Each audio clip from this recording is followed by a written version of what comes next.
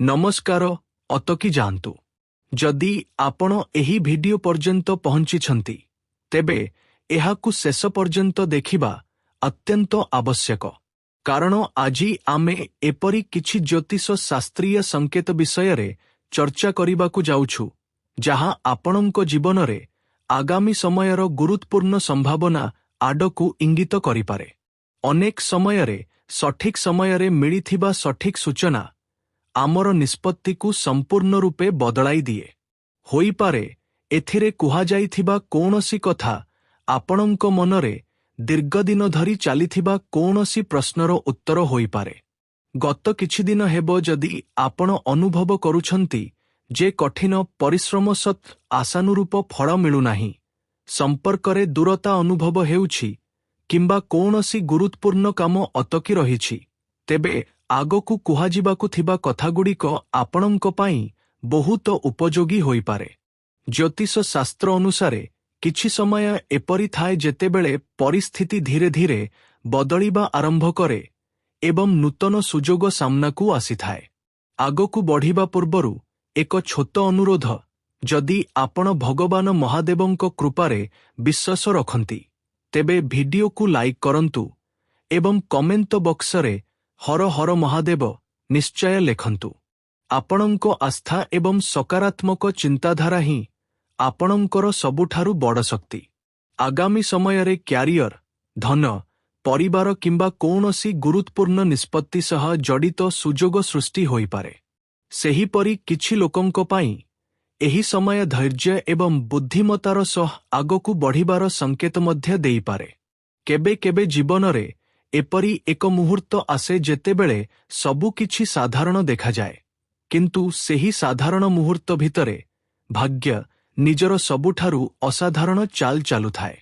जदि आजी आपण एही भिडियो पर्यंत आसिछंती तेबे एहा केवल एक संजोग नुहे।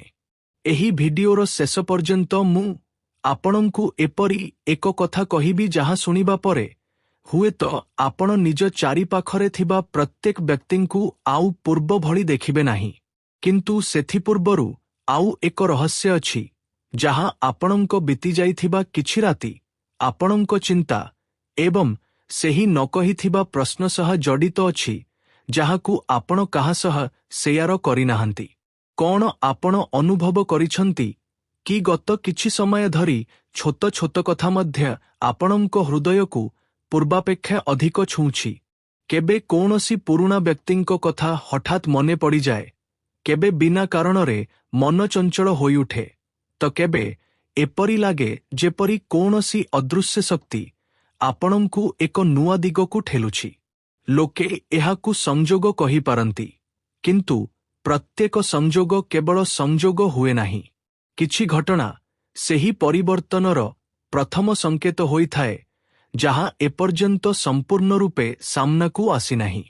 एही समयरे आपणंको भाग्यरे जेउ हलचल आरंभ होईछि तार सबुठारु बड़ प्रभाव एबे देखा जाउ नाही, ताहा भितरे भितरे आकार नेउछि। मोते जणे व्यक्तिंको कहानी मने पड़ुछि। अनेक वर्ष धरी से परिश्रम कले, लोकंको साथ देले, निज इच्छाकु त्याग कले, किंतु बदलरे से अनेक समयरे निराशा ही पाइले। धीरे धीरे से मानिनेले जे हुए तो तांको भाग्यरे केवल अपेक्षा ही लेखा अछि। दिने से बिना कोनोसी आशारे एक छोट निष्पत्ति नेले।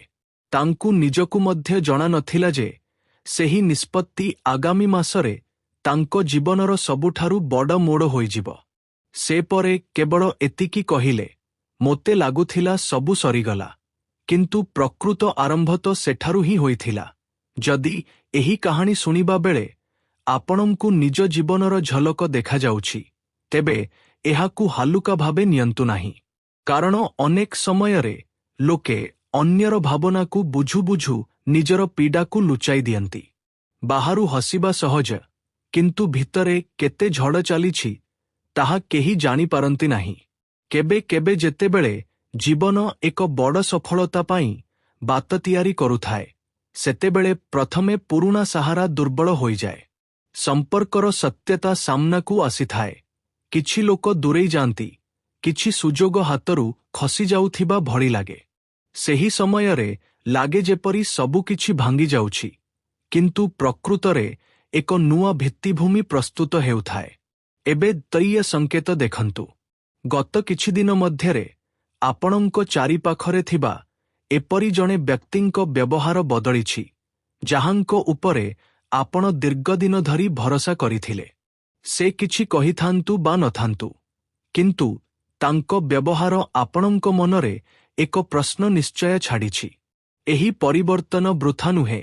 ଅନେକ ସମୟରେ ଈଶ୍ୱର ଉତ୍ତର ଶବ୍ଦରେ ନୁହେଁ, ବରଂ ଲୋକଙ୍କ ବଦଳୁଥିବା ବ୍ୟବହାର ମାଧ୍ୟମରେ ଦେଇଥାନ୍ତି।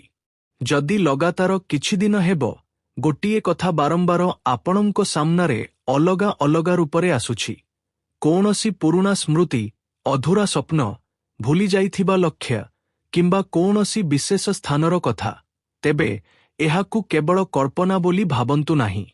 ଅନେକ ସମୟରେ ଭବିଷ୍ୟତ ପ୍ରଥମେ ଚିନ୍ତା ଭାବେ ଆସେ, ତାପରେ ସୁଯୋଗ ବନେ ଏବଂ ଶେଷରେ ବାସ୍ତବତା ହୁଏ। ଏଠାରେ ଅଧିକାଂଶ ଲୋକ ସବୁଠାରୁ ବଡ଼ ଭୁଲ କରିଥାନ୍ତି। ସେମାନେ ଭୟରେ ସେହି ସଂକେତକୁ ଅଣଦେଖା କରନ୍ତି। ପରେ ସେହି ସୁଯୋଗ ଅନ୍ୟ କାହା ପାଖକୁ ଚାଲିଯାଏ। କିନ୍ତୁ ଏହି ସମୟରେ ଯେଉଁ ଶକ୍ତି ବଢ଼ୁଛି, ତାହା କହୁଛି ଯେ ଏଥର ନିଷ୍ପତ୍ତି ହୃଦୟ ଏବଂ ଧୈର୍ଯ୍ୟ ଦୁହିଁଙ୍କ ସହ ନେବାକୁ ପଡ଼ିବ। ଏବେ ତୃତୀୟ ରହସ୍ୟ ଆଡ଼କୁ ଯିବା। ଏହା ଏପରି ଏକ ଘଟଣା ସହ ଜଡ଼ିତ ଯାହା ବହୁତ ଶୀଘ୍ର ଆପଣଙ୍କ ସାମ୍ନାକୁ ଆସିବ। କେବେ କେବେ ମଣିଷ ଭାବେ ଯେ ତାର ସବୁଠାରୁ ବଡ଼ ହାର ସେଇଟି ଯାହା ତାକୁ ସବୁଠାରୁ ଅଧିକ କନ୍ଦାଇଛି, କିନ୍ତୁ ସମୟ ବିତିବା ପରେ ସେ ଅନୁଭବ କରେ ଯେ ସେହି ହାର ହିଁ ତାକୁ ସେହି ବାଟରେ ଆଣିଲା ଯେଉଁଠି ତାର ପ୍ରକୃତ ଭାଗ୍ୟ ଅପେକ୍ଷା କରିଥିଲା। ମନେ ପକାନ୍ତୁ, ଗତ କିଛି ମାସ ମଧ୍ୟରେ କେତେଥର ଏପରି ହୋଇଛି ଯେ ଆପଣ ପୂର୍ଣ୍ଣ ନିଷ୍ଠାର ସହ କାହାର ସାଥ ଦେଇଛନ୍ତି, କିନ୍ତୁ ଯେତେବେଳେ ଆପଣଙ୍କୁ ସାହାଯ୍ୟ ଦରକାର ପଡ଼ିଲା, ସେହି ଲୋକମାନେ ଚୁପ୍ ରହିଲେ। ଯଦି ଏହି ପ୍ରଶ୍ନ କେବେ ଆପଣଙ୍କ ମନରେ ଆସିଛି ଯେ କ'ଣ ମୋର ଭଲପଣ ହିଁ ମୋର ସବୁଠାରୁ ବଡ଼ ଦୁର୍ବଳତା, ତେବେ ଜଣେ ବୃଦ୍ଧ ସାଧକଙ୍କ କଥା ମନେ ପକାନ୍ତୁ। ଯେତେବେଳେ ଗଛରେ ସବୁଠାରୁ ମିଠା ଫଳ ଆସିବାକୁ ଥାଏ, ସେତେବେଳେ ସେହି ଗଛ ଉପରେ ସବୁଠାରୁ ଅଧିକ ପଥର ମରାଯାଏ। ବ୍ରହ୍ମାଣ୍ଡର ନିୟମ ଅଦ୍ଭୁତ। ଯେଉଁ ବ୍ୟକ୍ତି ଅନ୍ୟର ଜୀବନରେ ଆଲୋକ ହୁଏ, ତାର ଅନ୍ଧକାର କେବେ ବି ସ୍ଥାୟୀ ନୁହେଁ। ଏବେ ସେହି ବ୍ୟକ୍ତିଙ୍କ କାହାଣୀ ଶୁଣନ୍ତୁ ଯାହାଙ୍କ ବିଷୟରେ ବହୁତ କମ ଲୋକ ଜାଣନ୍ତି। ସେ ଏକ ସାଧାରଣ ଚାକିରି କରୁଥିଲେ। ଆର୍ଥିକ ସ୍ଥିତି କେବେ ବି ସୁଧୁରୁ ନଥିଲା। ଦିନେ ସେ ଅନୁଭବ କଲେ ଯେ ଯେଉଁ ସୁଯୋଗକୁ ସେ ଛୋଟ ଭାବି ଛାଡ଼ି ଦେଉଥିଲେ, ତାହା ଧୀରେ ଧୀରେ ବଡ଼ ସୁଯୋଗର ରୂପ ନେଇପାରେ। ସେ ନିଜ ଭୟ ବଦଳରେ ନିଜ ବିଶ୍ୱକୁ ବାଛିଲେ। ଏବେ ସେହି ରହସ୍ୟ କଥା କହିବା ଯାହାର ପ୍ରତିଶ୍ରୁତି ଆରମ୍ଭରେ ଦେଇଥିଲି। ଆପଣ ଲକ୍ଷ୍ୟ କରିଥିବେ ଯେ କିଛି ଲୋକ ହଠାତ୍ ଆପଣଙ୍କ ବ୍ୟବହାର ଉପରେ ନଜର ରଖିବା ଆରମ୍ଭ କରିଛନ୍ତି। କିଏ ଆପଣଙ୍କ ସଫଳତା ଜାଣିବାକୁ ଚାହେଁ, ତ କିଏ ଆପଣଙ୍କ ଯୋଜନା ବିଷୟରେ ପଚାରେ। ପ୍ରତ୍ୟେକ ଶୁଭଚିନ୍ତକର